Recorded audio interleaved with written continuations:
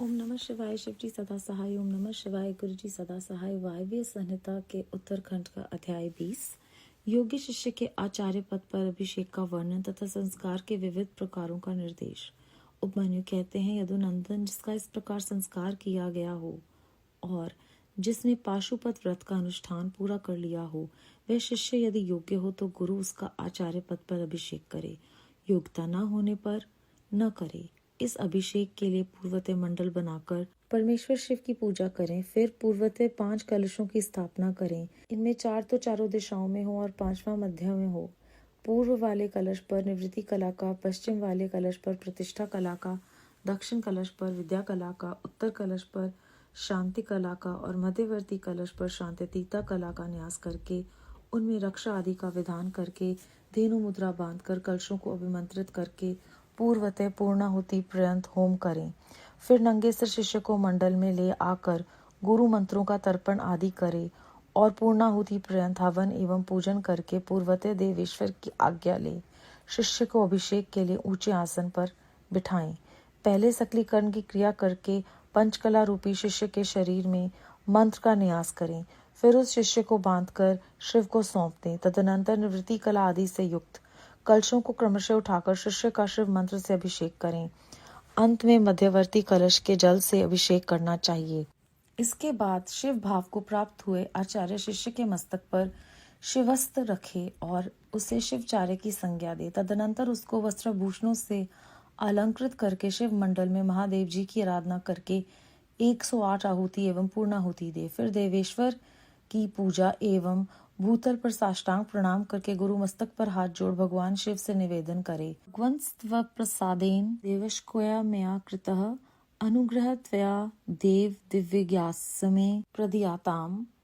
भगवान, आपकी कृपा से मैंने इस योग्य शिष्य को आचार्य बना दिया है। देव, अब आप अनुग्रह करके इसे दिव्य आज्ञा प्रदान करें। इस प्रकार कहकर गुरु शिष्य के साथ पुनः शिव को प्रणाम करे और दिव्य शिव शास्त्र का शिव की ही भांति पूजन करे। इसके बाद शिव की आज्ञा लेकर आचार्य अपने उस शिष्य को अपने दोनों हाथों से शिव संबंधी ज्ञान की पुस्तक दे। वह उस शिवागम विद्या को मस्तक पर रखकर फिर उसे विद्यासन पर रखे और यथोचित रीति से प्रणाम करके उसकी पूजा करे। तदनंतर गुरु उसे राजोचित चिन्ह प्रदान करे, क्योंकि आचार्य पदवी को प्राप्त हुआ पुरुष राज्य पाने के भी योग्य है। तत्पश्चात गुरु उसे पूर्वाचार्यों द्वारा आचरित शिव शास्त्रोक्त आचार का अनुशासन करे, जिससे सब लोकों में समान होता है। आचार्य पदवी को प्राप्त हुआ पुरुष शिव शास्त्रोक्त लक्षणों के अनुसार यत्न पूर्वक शिष्यों की परीक्षा करके उनका संस्कार करने के अनंतर उन्हें शिव ज्ञान का उपदेश दे। इस प्रकार वे बिना किसी आयास के शौच, क्षमा, दया, अस्पृह अर्थात कामना त्याग तथा अनुसूया अर्थात ईर्षा त्याग आदि गुणों का यत्न पूर्वक अपने भीतर संग्रह करे। इस तरह उस शिष्य को आदेश देकर मंडल से शिव कलशों का तथा अग्नि आदि का विसर्जन करके वे सदस्यों का भी पूजन दक्षिणा आदि से सत्कार करे, अथवा अपने गणों सहित गुरु एक साथ ही सब संस्कार करे। जहाँ 2 या 3 संस्कारों का प्रयोग करना हो, वहाँ के लिए विधि का उपदेश किया जाता है। वहाँ आदि में ही अद्वैत शुद्धि प्रकरण में कहे अनुसार कलशों की स्थापना करें।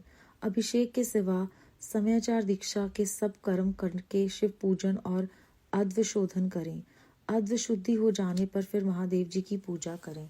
इसके बाद हवन और मंत्र तर्पण करके दीपन कर्म करें तथा महेश्वर की आज्ञा ले शिष्य के हाथ में मंत्र समर्पण पूर्वक शेष कार्य पूर्ण करें, अथवा संपूर्ण मंत्र संस्कार का क्रमशः अनुचिंतन करके गुरु अभिषेक पर्यंत अद्वैत शुद्धि का कार्य संपन्न करे। वहाँ शांतितीता आदि कलाओं के लिए जिस विधि का अनुष्ठान किया गया है, वह सारा विधान 3 तत्वों की शुद्धि के लिए भी कर्तव्य है। शिव तत्व, विद्या तत्व और आत्म तत्व, ये 3 तत्व कहे गए हैं। शक्ति में पहले शिव का, फिर विद्या का, फिर उसके बाद उसकी आत्मा का आविर्भाव हुआ है। शिव से शांतितीतात्वा व्याप्त है और उससे शांति कलात्वा, उससे विद्या कलात्वा, विद्या से परिष्ठ प्रतिष्ठा कलात्वा और उससे निवृत्ति कलात्वा व्याप्त है। शिव शास्त्र के परांगत मनीषी पुरुष मंत्र मूलक शांभव अर्थात शैव संस्कार को दुर्लभ मानकर शाक्त संस्कार का प्रतिपादन करते हैं। श्री कृष्ण, इस प्रकार मैंने तुमसे संपूर्ण ये चतुर्विध संस्कार कर्म का वर्णन किया है। अब और क्या सुनना चाहते हो? अध्याय 20 समाप्त। इस अध्याय में हमें बताया गया है कि जिसने पाशुपत व्रत का अनुष्ठान पूरा कर लिया है और जो योग्य शिष्य है केवल उसी को आचार्य पद पर गुरु जो है वो प्रतिष्ठित करें। जितनी भी विधि बताई गई है इसके लिए उस विधि को पूरा करने के बाद गुरु जो है वो भगवान के चरणों में ये कहें कि आपकी कृपा से मैंने इस योग्य शिष्य को आचार्य बना दिया, लेकिन आप इस पर अनुग्रह करके इसे दिव्य आज्ञा दें। ऐसा कहकर दोनों गुरु और शिष्य जो हैं वो शिव जी को प्रणाम करें। इसके बाद गुरु जो है वो शिव जी की आज्ञा से शिव संबंधी ज्ञान की पुस्तक उन्हें दें। जो भी पुस्तक शिष्य को मिले उसे मस्तक पर लगाकर आदर पूर्वक विद्यासन पर रखना है। और उसके बाद उन्होंने बताया है कि आचार्य पदवी को जो भी पुरुष प्राप्त होता है उसे यत्न पूर्वक शिष्यों की परीक्षा करके शिव ज्ञान का उपदेश करना है और उसे बिना किसी आयास के शौच, क्षमा, दया, हर प्रकार की कामना का त्याग, ईर्ष्या का त्याग अपने अंदर संग्रह करना है। ये वो गुण है जिसे धारण करना एक आचार्य के लिए बहुत ही महत्वपूर्ण है। इस मंत्र संस्कार का अनुचिंतन करके गुरु जो है वो अभिषेक करके इस शुद्धिकरण कार्य को संपन्न करें। यहाँ पर शांति तीता कलाओं का अनुष्ठान किया गया है। इसी तरह से 3 तत्वों की शुद्धि के लिए भी कर्तव्य है। वो 3 तत्व हैं शिव तत्व, विद्या तत्व और आत्म तत्व। शिव जी जो हैं वो पहले शक्ति से आए हैं, फिर विद्या और उसके बाद आत्मा का आविर्भाव हुआ है। शिव से शांति तीतत्व व्याप्त है और उससे विद्या कलत्वा और विद्या से प्रतिष्ठा कलत्वा और उससे निवृत्ति कलात्वा व्याप्त है। वह बुद्धिमान व्यक्ति जिन्होंने शैव शास्त्रों में महारत हासिल की है वह शक्ति के माध्यम से अभिषेक की प्रशंसा करते हैं और वो ये जानते हैं कि वो बहुत भाग्यशाली हैं कि उन्होंने इस दुर्लभ संस्कार को प्राप्त किया है।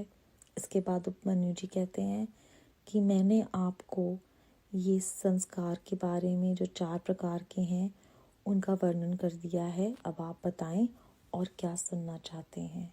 बेअंत शुक्राना गुरु जी महाराज। ओम नमः शिवाय। शिव जी सदा सहाय। ओम नमः शिवाय। गुरु जी सदा सहाय।